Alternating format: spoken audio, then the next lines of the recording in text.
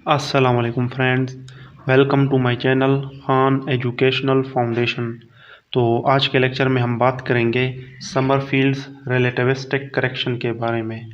तो समरफील्ड ने अपने मॉडल को करेक्ट करने के लिए रिलेटिविटी का सहारा लिया। तो ऐसा इन्होंने क्यों किया? तो हाइड्रोजन या किसी एटम का जो फाइन स्ट्रक्चर है उसको एक्सप्लेन करने के लिए इन्होंने रिलेटिविस्टिक मॉडल का यूज़ किया। क्योंकि हम बोहर मॉडल के ड्रॉबैक्स को पढ़ चुके हैं, तो बोहर मॉडल ने चूँकि हाइड्रोजन एटम का जो स्पेक्ट्रम बनता है उन्होंने जो है ना लीमान, बल्मर, पास्टन और ब्रैकेट सीरीज़ के लिहाज से एक्सप्लेन किया। लेकिन इन स्पेक्ट्रल लाइंस को अगर हम हाई रेजोल्यूशन स्पेक्ट्रोग्राफी में देखें तो ये लाइन जो है ना फर्दर स्प्लिट हो जाती हैं। तो इस तरह से फिर बोहर का जो मॉडल है वो फाइन स्ट्रक्चर को सही से एक्सप्लेन नहीं करता। तो समरफील्ड ने जो है ना इस फाइन स्ट्रक्चर को एक्सप्लेन करने के लिए जो है ना समरफील्ड रिलेटिविस्टिक करेक्शन को यूज़ किया। तो समरफील्ड क्या है, ये प्रीवियस लेक्चर में हम पढ़ चुके हैं। तो समरफील्ड के अकॉर्डेंस जो इलेक्ट्रॉन है ये न्यूक्लियस के अराउंड जो है ना एलिप्टिकल ऑर्बिट में मूव करता है और न्यूक्लियस इसके किसी भी फोकाई पे हो सकता है। तो इलेक्ट्रॉन की जो स्पीड है ना ये वेरी करती है, कांस्टेंट नहीं है। जब ये न्यूक्लियस के बिल्कुल करीब तरीन होगा इलेक्ट्रॉन यहाँ पे, तो इसकी स्पीड मैक्सिमम होगी। इसी तरीके से जब ये न्यूक्लियस से मैक्सिमम डिस्टेंस पे होगा तब इलेक्ट्रॉन की स्पीड मिनिमम होगी।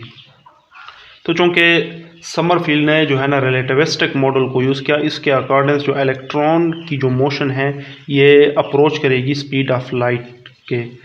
तो रिलेटिविटी में हम पढ़ चुके हैं कि कोई भी चीज़ जब स्पीड ऑफ लाइट से मूव करे तो उसका मैस कांस्टेंट नहीं रहता, उसका मैस भी जो है ना उसमें मैस डिफेक्ट आता है। तो समरफील्ड ने इसी टर्म को अपने मॉडल में यूज़ करके फाइन स्ट्रक्चर को एक्सप्लेन करने की कोशिश की, लेकिन फिर भी करेक्टली इन्होंने भी एक्सप्लेन नहीं किया। उसमें जो है ना काफ़ी जो है ना खामियां रह गई हैं। तो करेक्टली जो है ना वो ज़ीमान और स्टार्क ने जो है ना इसे एक्सप्लेन किया था। वो हम जो है ना इंशाल्लाह देखेंगे जो आने वाले लेक्चर होंगे ना हमें, तो उनमें हम जो है ना ज़ीमान और स्टार्क इफेक्ट को ज़रूर एक्सप्लेन करेंगे इंशाल्लाह। तो the velocity of an electron moving in an elliptical orbit various from point two point. जो इलेक्ट्रॉन है इस एलिप्टिकल ऑर्बिट में मूव करता है तो हर एक पॉइंट पे इलेक्ट्रॉन की वेलोसिटी डिफरेंट होगी। सही है। Being maximum when the electron is nearest to nucleus. कब मैक्सिमम होगी? जब वो न्यूक्लियस के बिल्कुल करीब तरीन होगा। And minimum when it is farther away from nucleus. और मिनिमम तब होगा जब ये मैक्सिमम डिस्टेंस से होगा, न्यूक्लियस से जो है ना मैक्सिमम डिस्टेंस पे होगा। So according to theory of relativity the variation in velocity mean variation of mass of an electron. तो इलेक्ट्रॉन की चूँकि वेलोसिटी जो है ना हर एक पॉइंट पे जो है ना डिफरेंट है, तो इस हिसाब से उसका मास भी डिफरेंट नहीं होगा, क्योंकि इलेक्ट्रॉन जो है ना बहुत ही highly approximately equal to speed of light के ये जो है ना मूव कर रहा है। इन्होंने ये समरफील्ड ने यही जो है ना एज्यूम किया है कि इलेक्ट्रॉन जो है ना ये approximately equal to speed of light के मूव कर रहा है। उसकी वजह से जो है ना उसकी वेलोसिटी भी हर एक पॉइंट पे जो है ना ये चेंज हो रही है, किसी जगह पे बहुत ज़्यादा, किसी जगह पे बहुत कम है।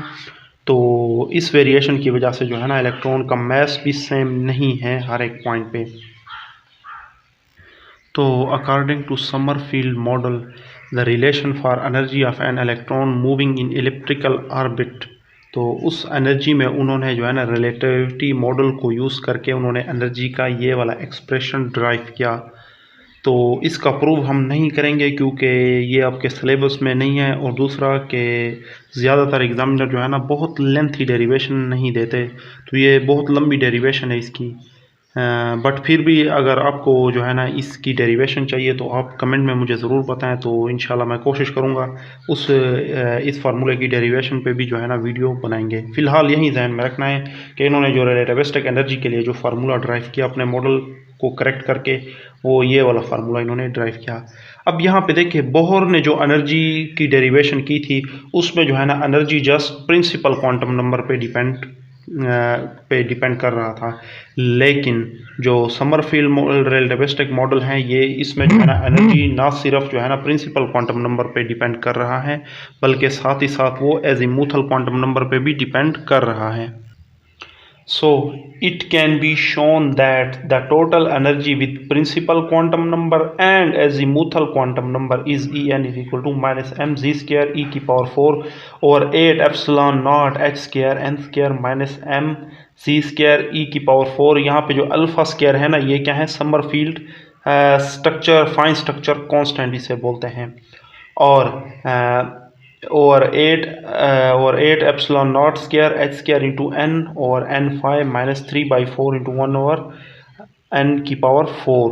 तो यहाँ पे ये जो अल्फ़ा है ना, ये समरफील्ड फाइन स्ट्रक्चर कांस्टेंट है और ये इक्वल टू होता है ई स्क्वायर और 2 एप्सिलॉन नॉट सी एच, ये इस चीज़ का इक्वल होता है। अब हम ये देखेंगे कि समरफील्ड ने जो है ना फाइन स्ट्रक्चर को किस तरह से एक्सप्लेन किया, तो हम नेक्स्ट जो है ना उसकी डायग्राम को भी ड्रॉ करेंगे कि समरफील्ड ने किस तरह से जो है ना फाइन स्ट्रक्चर को एक्सप्लेन किया। क्योंकि बोहर मॉडल के अकॉर्डिंग जो हाइड्रोजन का जो स्पेक्ट्रम है वो डिफरेंट स्पेक्ट्रल लाइंस में होता है, तो उसने उन स्पेक्ट्रल लाइंस को लीमान, बल्मर, ब्रैकेट, पास्टन और फंड सीरीज में जो है ना डिवाइड किया हुआ था। तो जब हाई रेजोल्यूशन स्पेक्ट्रोग्राफी में उसे देखा गया तो वो ये जो स्पेक्ट्रल लाइंस है ना, ये फर्दर जो है ना काफ़ी सारी लाइंस में जो है ना टूट जाती हैं और ये जो एनर्जी लेवल जो बोहर एटॉमिक मॉडल में आपको नज़र आ रहे हैं, सही है, ये जस्ट प्रिंसिपल क्वांटम नंबर के लिहाज से हैं।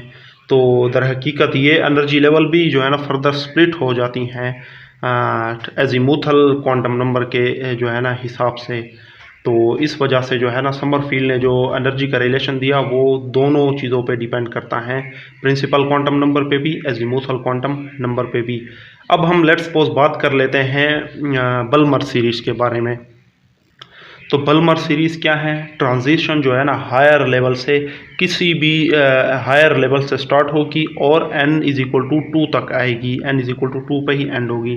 तो हम h अल्फ़ा की बात कर रहे हैं यहाँ पे, h alpha fine structure. h alpha fine structure क्या है, जब जो है ना ट्रांजिशन हो between n is equal to 3 से n इज इक्वल टू 2। बाकी के लिए भी कर सकते हैं हम, n इज इक्वल टू 4 से जो n इज इक्वल टू 2 पे ट्रांजिशन हो रही है, इसकी बात भी कर सकते हैं। लेकिन सबसे जो सिंपल है वो है n इज इक्वल टू 3 से लेकर n इज इक्वल टू 2 तक की ट्रांजिशन। तो हम उसे अभी यहाँ पे ड्रॉ करेंगे। सो के ट्रांजिशन जो है ना n इज इक्वल टू 3 से जो है ना n इज इक्वल टू 2 में लेट्स सपोज हो रही है। तो इस एनर्जी लेवल को हम n इज इक्वल टू 3 बोलेंगे और इसको n इज इक्वल टू 2 बोलेंगे। तो n इज इक्वल टू 3 से जब n इज इक्वल टू 2 में ट्रांजिशन होती हैं तो उसको हम क्या बोलते हैं, h अल्फ़ा, सही है। तो इसके लिए अभी हम ड्रॉ करते हैं। तो समरफील्ड के अकॉर्डिंग्स ये जो एनर्जी लेवल है ये फर्दर जो है ना स्प्लिट हो जाती हैं। तो चूँकि समरफील्ड के अकॉर्डिंग्स जो एनर्जी है, एनर्जी ऑफ इलेक्ट्रॉन है, ये दो चीज़ों पे डिपेंड कर रही हैं, प्रिंसिपल क्वांटम नंबर पे भी और एजीमुथल क्वांटम नंबर पे भी। सो n इज इक्वल टू 3 के लिए जो है ना n फाई की कौन कौन सी वैल्यूज़ पॉसिबल हो सकती हैं, वो 1 से स्टार्ट होंगी, सही है। n फाई की कौन कौन सी वैल्यूज़ पॉसिबल हो सकती हैं, वो 1 से स्टार्ट होंगी, मैक्सिमम 3 तक जाएंगी, 2 एंड 3। इसी तरीके से n इज इक्वल टू 2 के लिए जो है ना n फाई की क्या वैल्यू होगी, तो n जब हमारे पास 2 होगा तो n फाई की वैल्यूज़ जो होंगी ये हमारे पास होंगी 1 एंड 2। n फाई ऑलवेज 1 से स्टार्ट होता है, 0 से नहीं।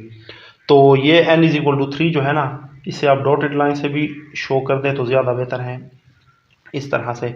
तो ये जो है ना 3 लाइंस में इस तरह से स्प्लिट होती हैं। ये n phi is equal to 3 हो गया, ये n phi is equal to 2 और n phi is equal to 1। तो यहाँ पे आप लिख सकते हैं, क्योंकि ये हायर एनर्जी है लिहाजा n phi is equal to इसे 3 कह दें, इसे n phi is equal to 2 और इसे n phi is equal to 1। इसी तरीके से ये n इज इक्वल टू 2 है, ये भी फर्दर 2 एनर्जी लेवल में स्प्लिट हो जाएगी। तो इसे भी हम इस तरह से स्प्लिट कर सकते हैं। तो यहाँ पे कर लेते हैं, इसे थोड़ा सा साइड पे लिख लेते हैं, n इज इक्वल टू 2। ये क्या है, n phi is equal to 2 और ये क्या है, लोअर है। तो यहाँ पे n phi is equal to 1 और यहाँ पे n phi is equal to 2, सही है।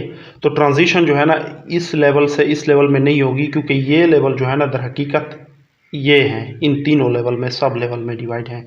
और ये वाली जो लेवल हैं ये भी जो है ना इन 2 सब लेवल में डिवाइड हैं। तो डॉटेड लाइन के साथ ट्रांजिशन नहीं करेगा।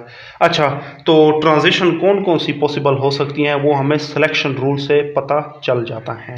तो सिलेक्शन रूल के अकॉर्डिंग जो डेल एंड फाई है ना, इनका जो डिफरेंस है, दोनों लेवल का डिफरेंस वो होना चाहिए 0 और +-1। तो वो वाली ट्रांजिशन पॉसिबल हो सकती हैं जिनका डिफरेंस या तो 0 है या +-1 है। कैसे, ये अब हम देख लेते हैं। अब हम इनकी ट्रांजिशन करेंगे। तो n5 = 1 से अगर इलेक्ट्रॉन जंप करके n5 = 2 में आए तो ऐसा हो सकता है। क्यों, मैं बताता हूँ।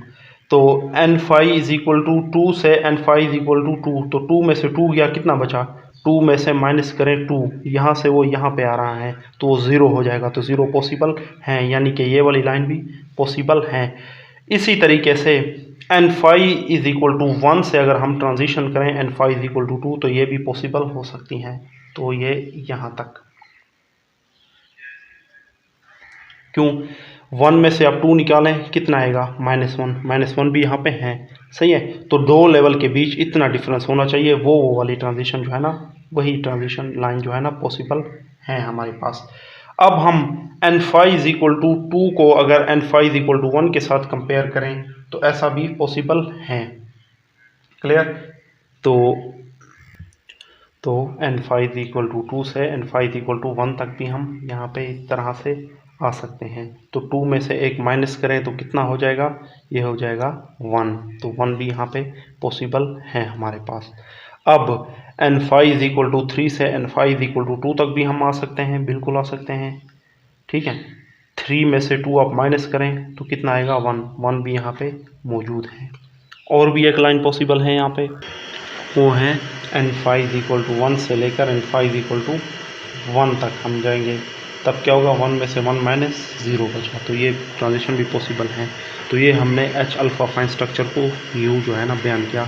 तो यहाँ से हमने देखा तो n = 3 से n = 2 में जो 1 लाइन आ रही थी वो फर्दर जो है ना 5 लाइन्स में स्प्लिट हो गई और एनर्जी लेवल भी है ना उस हिसाब से स्प्लिट हुई। तो ये था आज का हमारा टॉपिक। तो नेक्स्ट टॉपिक तक के लिए अल्लाह हाफ़िज़।